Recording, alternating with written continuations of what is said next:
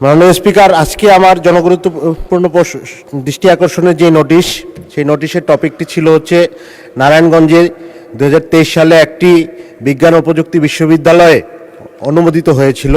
মাননীয় শিক্ষামন্ত্রীর দৃষ্টি আকর্ষণ আমি করতে চাই যে সেই বিশ্ববিদ্যালয়ের কোনো অবকাঠামো বা পরবর্তী কোনো কার্যক্রম আমরা দেখিনি। অতি দ্রুত বা শীঘ্রই সেই বিশ্ববিদ্যালয়টি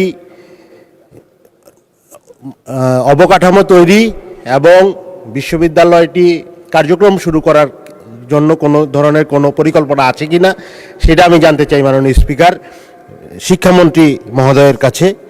সেই সাথে মাননীয় স্পিকার, আমরা যেটা জানি যে নারায়ণগঞ্জ একটি অবহেলিত জনপদ।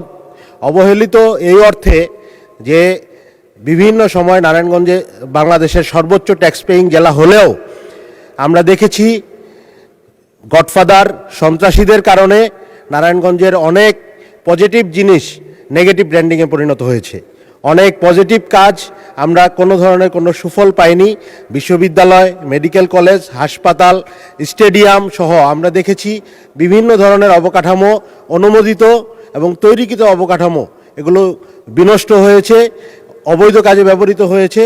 কোনোভাবে কোনো ধরনের পজিটিভ কাজে বা নারায়ণগঞ্জবাসীর উপকারে আসে এইরকম কোনো কাজ আমাদের অতীতের জনপ্রতিনিধিরা, গডফাদাররা বা সন্ত্রাসীরা করতে দেয়নি।